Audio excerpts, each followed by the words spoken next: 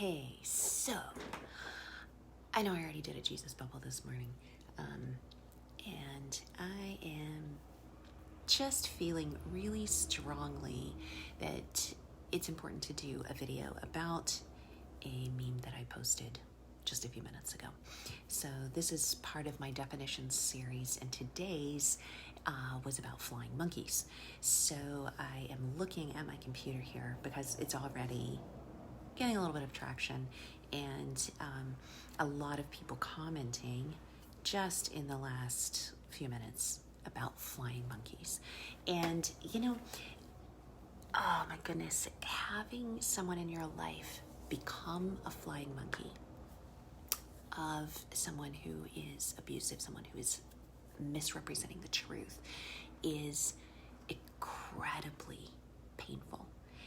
And if you are a person who is committed to finding the truth, committed to wanting to live in the light, committed to wanting to do whatever God has called you to do, and to not covering up the sins of others and so on, it can feel excruciating to stay silent when others are being flying monkeys. Now, if you haven't heard the term flying monkey before and you haven't read the meme that's just a little bit further down on the page, let me define it for you. And I would love it if you tell me where you're watching from and drop a comment if you're here and you have a question about the term flying monkey. So the definition of a flying monkey is a person who is manipulated by an abuser to kind of do their dirty work. And often the flying monkey doesn't even realize that they are being used. Sometimes they do, but very often they have no idea that they have been fed lies, that they have been triangulated, that they have been poisoned, that they have been manipulated for someone else's gain. Sometimes they participate because they have really good intentions and they've been told lies. Sometimes they participate because they're very selfish, insecure people of their own. And hey guys, I see we have quite a few people from Michigan this morning. Sometimes they participate in gathering together with the abuser to cause you more pain because of their belief system, because the abuser is the one who has really done a great job of presenting themselves as a victim, even if they're the perpetrator, and they feel like they need to fight for the underdog. Sometimes it can be because the abuser seems to be they have more to offer. And so it feels more personally bolstering and boosting to be on their side and to kind of come down hard on the victim. But what it feels like when you are on the receiving end, hey, Missouri, Arizona, love seeing you guys on here. If you're watching this and you know some flying monkeys, or you know people who are suffering from flying monkeys, hit share, pass this on. So the definition: person manipulated by an abuser to do their dirty work, often doesn't realize that they're being used, and it feels like on the receiving end that you're being targeted and maybe even slandered by people who genuinely don't know the facts. And the purpose is to control and isolate the victim. Hey, from Germany. So the purpose of creating flying monkeys by an abuser is to control and isolate the victim, to twist the truth so that the abuser gains a higher level of control. You can see these kind of things happening when it happens sometimes in families. It happens when someone comes in and tries to poison other people's relationships. It happens when an abusive person, the belief system of the flying monkeys aligns with the belief system, or the perceived belief system of the abuser, and so they just automatically take the abusive side without doing any fact checking, without understanding the systems of abuse or the tools that abusers use. And so what I really want to talk about is not just the flying monkeys, but how to handle it if you are experiencing someone who is on a smear campaign, someone who is working hard to isolate and silence and control you, or just plain to hurt you. Someone who is taking the bits and pieces of facts that they know, and then they are sharing it with other people, maybe even without permission. And those become twisted and warped. Yes, the monkeys never fact check. This is true. They will take pieces of information. And why is it so many flying monkeys are in the church? Well, probably part of it is that we have a mindset in the church of, hey, we need to activate the prayer line, and also because we have a celebrity cult culture in the church. All churches. I'm not talking about cult churches. I'm talking about religion in general. We worship at the feet in various ways of people who come across with that dynamic charisma and charm, regardless of whether or not we know the facts. And also, in the church, we are woefully undereducated on the tools of abuse and the systems of abuse. Now, I'm working on some material that I will be releasing soon about how to recognize abusers and red flags. So stay tuned if you're interested in that. Definitely follow the page. Just had a lovely, I see this comment, just had a lovely person apologize for being used in this way decades ago because they now understand they now understand the pain they were a part of, even though they couldn't possibly have understood then, but it was very freeing for both of us to discuss now. That is so beautiful, Gail. Thank you for sharing that. I know in my family history, we did mission work at one point, and there were some really painful experiences in the mission field. And years later, a key person who had been a flying monkey came and tearfully apologized to my family because they had their eyes opened. And that was very, very healing. They didn't realize how they were being used. I've had people in my own life who had no idea how they were being used and twisted by false facts, and how people had really exploited their own insecurities to get them to believe things that just weren't true, and they didn't fact check. And so when you are in that kind of situation, it can be family members, it can be parents or siblings, it can be border bullies. Do you know what border bullies are? I want to do a series on border bullies, but in all my free time. Border bullies are those who are kind of standing at the edges, and they say they're your friends, but they exist to try to keep you small. Like, they say they're your friends, but if good things start happening to you, they aren't truly genuinely happy for you. They want to kind of keep you down, keep you on their level, or they are happy for you to grow as long as you don't get past a certain level, because then it activates their insecurities. So border bullies are the ones who claim to be your friends, but then kind of stand on the border and make cutting remarks or denigrate what you're trying to do, and diminish your calling from God often. It can be family members who take information that they know, filter it through their own issues and their own perspectives and insecurities, and then accuse you of all kinds of stuff that's just simply not true. It can be church people who have really rigid, authoritarian, abusive belief systems and faith culture, and they may not even realize that. The border bullies topic sounds good. Yeah, I know, it's on a list of things that I need to do, online courses. Who would like an online course on how to recognize and handle border bullies? Raise your hand if that's you. Something for 2021. Anyway, so yeah, a lot of times people's faith systems turn them into flying monkeys because they believe in a certain type of gender structure or of power structure, and it's not of God. And honestly, the power structure issues, that's why I'm going through the Jesus bubble with redeeming power, understanding authority, and abuse in the church early every morning. You can catch those on YouTube or in the Jesus bubble playlist. But if you are a flying monkey, back to the topic. If you not are a flying monkey, well, first of all, okay, let's deal with that since it just slipped right out there. If you realize you have been a flying monkey, if you are getting more education on abuse and you realize, you know what? Oh my word. I've supported the wrong person.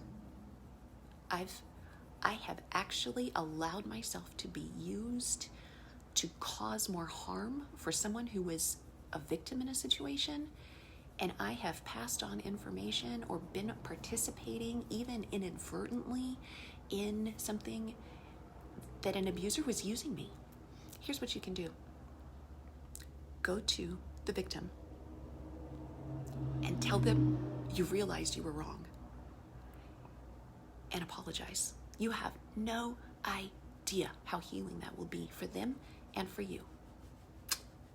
If you realize that you were manipulated and that maybe your belief system or bits and pieces of facts, or you just didn't know enough about abuse and control back then, and you were used by someone to cause harm and pain to someone else,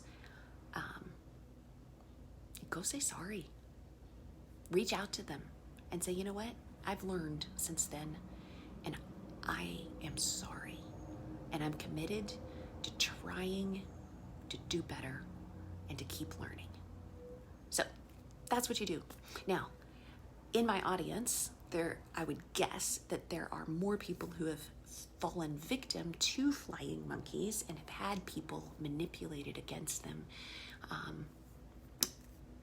that maybe that's what you're dealing with, feeling the anguish of someone else buying into your abuser's narrative and causing deep harm, losing friends or family members, or maybe you've started to speak out finally. By the way, speaking the truth is not gossip.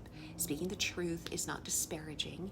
If you have suffered abuse or you are protecting someone who has, and they are, especially if they're a vulnerable child or something like that, and people don't believe you, or they say that you're being a gossip, you shouldn't talk about abuse. The Bible, that's a whole different study, but the Bible doesn't support that idea. The Bible says, cry aloud and spare not when it comes to exposing those who are greedy, swindlers, abusers, sexually indecent, molesters, unfaithful, liars. The Bible says, put that out in the open, expose it.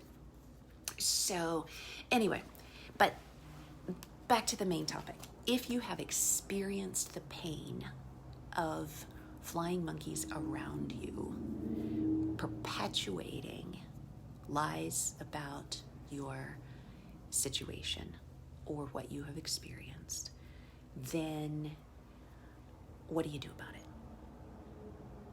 How do you handle that? Because if you're a truther like me, it can feel physically painful to know that other people are perpetuating false narrative, false facts. It can feel like I don't know, do you guys lose sleep over it? Do you have conversations in your head with people while you're in the shower or in the mirror, like playing out conversations of how if I could set the record straight, if I could tell them the actual facts, if I could just let them know what the truth is, maybe they would care. Maybe they would change their narrative. Maybe they would stop. Here's the thing. Until someone is actually convicted of the truth from an outside source that's not you, anything you say is very likely going to play into whatever the abuser has advertised about you. And so if you go and you try to set the narrative straight, if you try to say, oh, but look at all these facts, oh, but look at all this evidence, oh, but look at this, this is the actual truth, it's going to backfire. It's going to backfire. And honestly, if someone is willing to believe that about you, and you know that you are doing your best to follow the truth, to be in alignment with God, to live a conscientious and sacred and holy life, if you know that you are seeking your identity in the heart of God, then it doesn't matter what they think or what they say, because they're not your people. If they are willing to take your abuser's misfacts, your abuser's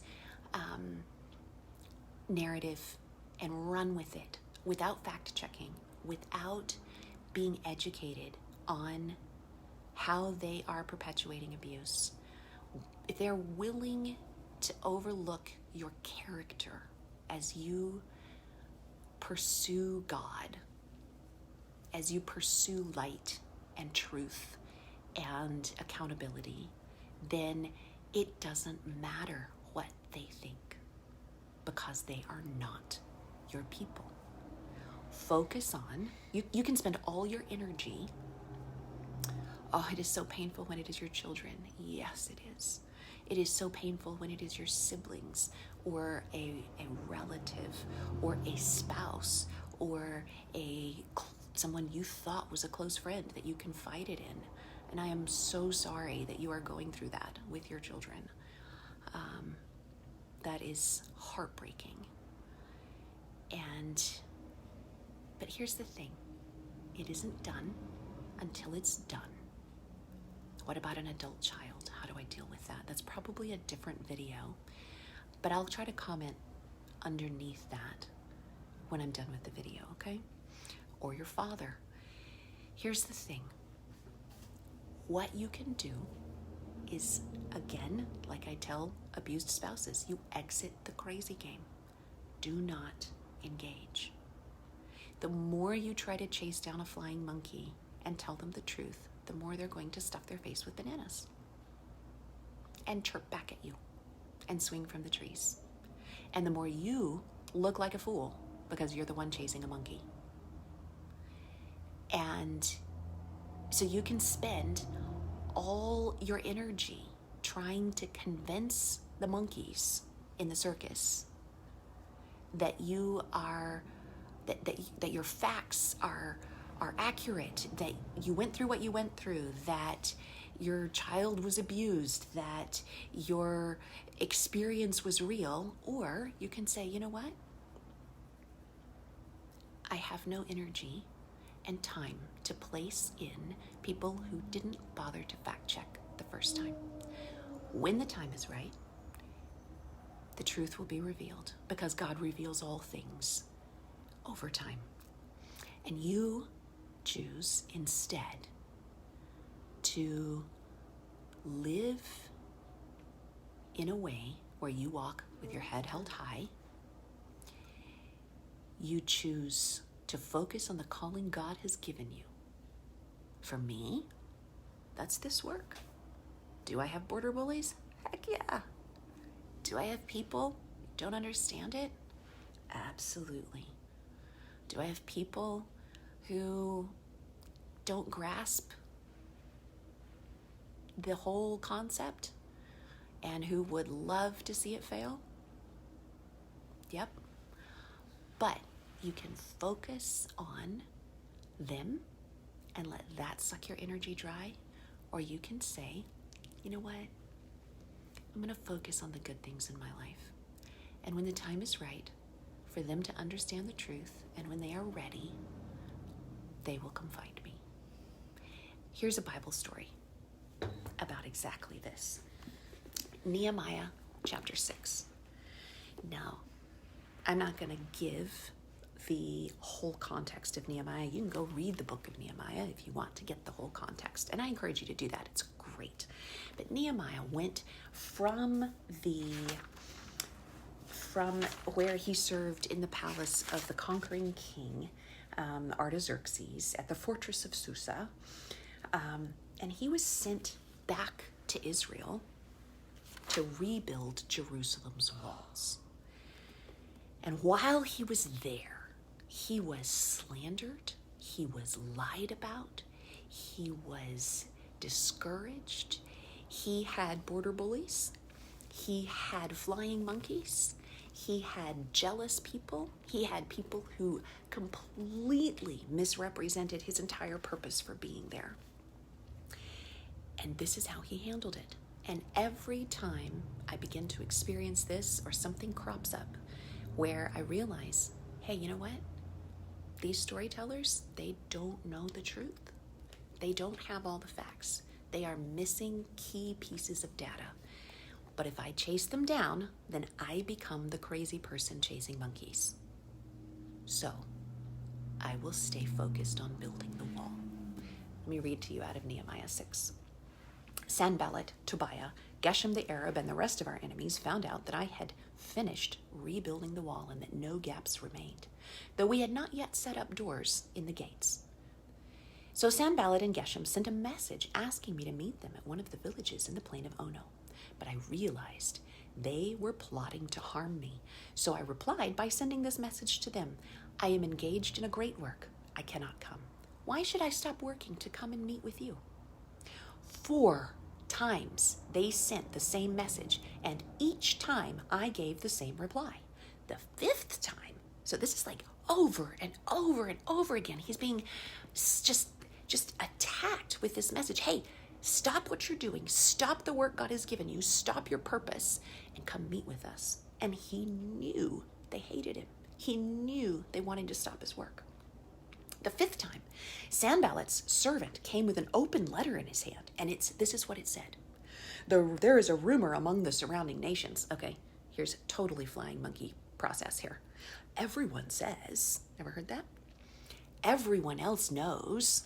Everyone else believes. Didn't you know this is what everyone thinks?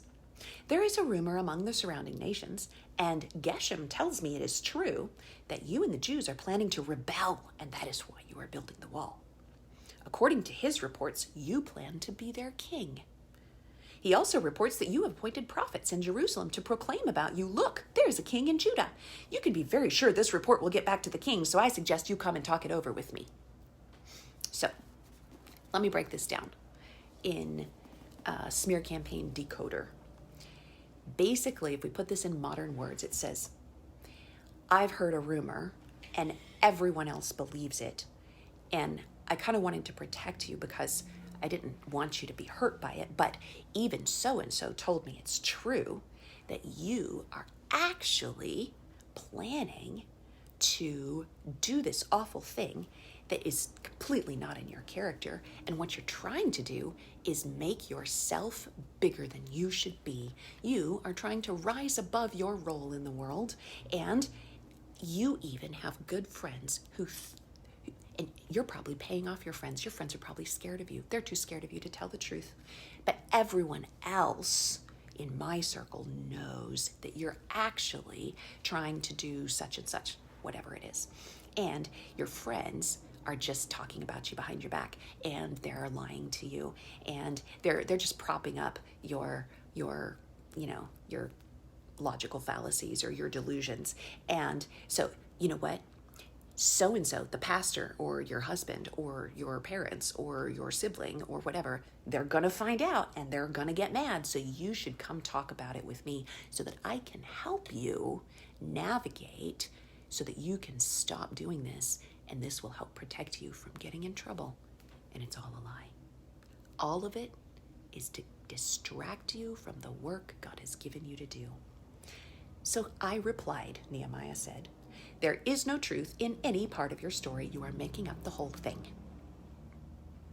They were just trying to intimidate us, imagining that they could discourage us and stop the work. So I continued the work with even greater determination. Later, I went to visit Shemaiah, son of Deliah and grandson of Mehetabel, who was confined to his home. And he said, let us meet together inside the temple of God and bolt the doors shut. Your enemies are coming to kill you tonight. In other words, someone who was kind of a friend of his was scared and was like, let's hide out from this. Let's stop for a while. Let's go behind closed doors because, you might be in danger. And Nehemiah replies, Should someone in my position run from danger? Should someone in my position enter the temple to save his life? No, I won't do it. I realized that God had not spoken to him, but that he had uttered this prophecy against me because Tobiah and Sanballat had hired him. They were hoping to intimidate me, to make me afraid, and make me sin. Then they would be able to accuse and discredit me. Remember, O my God, all the evil things that Tobiah and Sanballat have done, and remember Noadiah the prophet and all the prophets like her who have tried to intimidate me. And then he closes.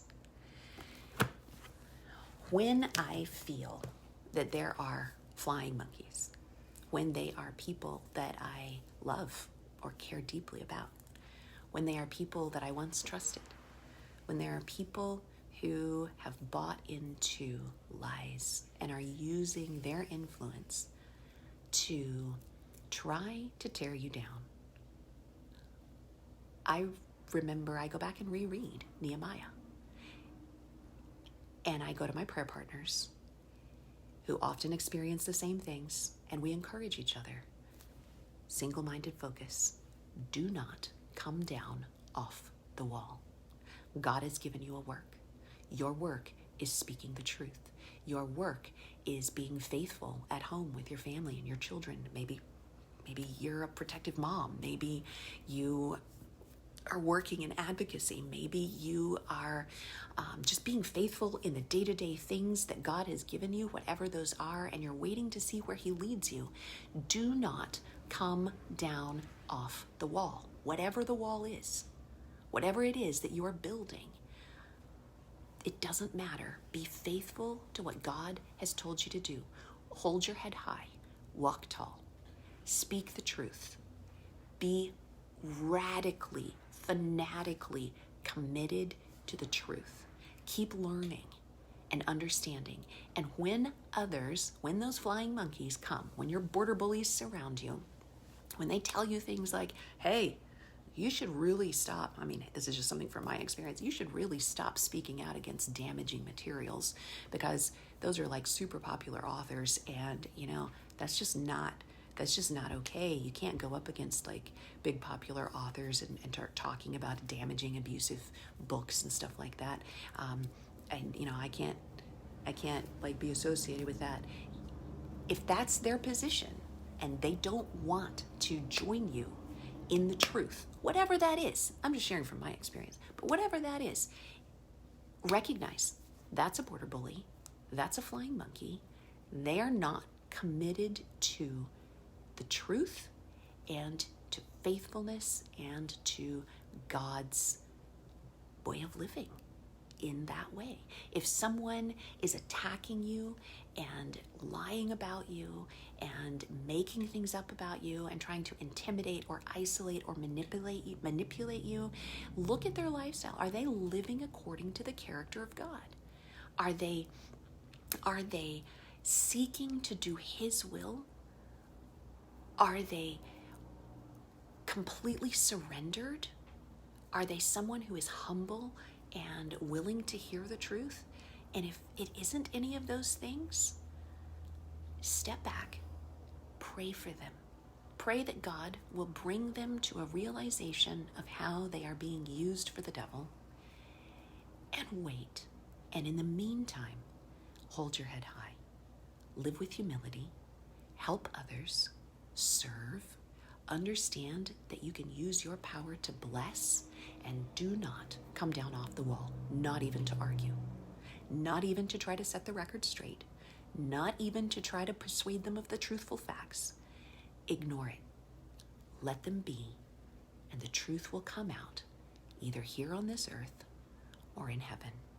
And you can live with that peace that you have trusted them to God. And you are going to live according to the life and the purpose and the work that God has given you. Okay, lots of stuff in here. Tell me what you think. Tell me your experience. Share. We can encourage each other in the comments underneath. I am certainly not immune to the pain of these experiences. I may talk about it. I don't dwell a lot on it, certainly in my work and material, because I choose to not come down off the wall. But recognizing how to deal with this is massively important in your healing journey, in my healing journey, and understanding that God gave us examples in Scripture of exactly how to respond to border bullies, exactly how to respond to flying monkeys, and that is stay focused on the work that you have, ignore them, their flame will die out, and people who care about the truth will eventually be able to see the difference between your character and your pursuit of God and His truth and theirs. Thank you so much for listening. I see we have dozens of people on right now. If you would all just hit share, do you know how far this video could go and how many people who've been hurt by flying monkeys it could help? That's something I can't put it out there. If you are blessed by this, please share it underneath. Drop me your comments. Tell me your story. Send me a message if you want. And stick around because you know what? As we come up to the new year, I've got some really, really, really super cool stuff that I can't tell you about yet. But I hope you're on my mailing list or in one of my private groups because they're going to get it first. So, Julie says your clear words really help cut through the confusion. Thank you. Thank you. I'm really glad it's helpful to you. Hit share, tell someone else about it, put it on your page, and share it in the groups. Yes, if you're in a support group or a healing group, definitely pass it on. I want others to be able to have courage from this. And I hope you have a really, really great day and the rest of your week.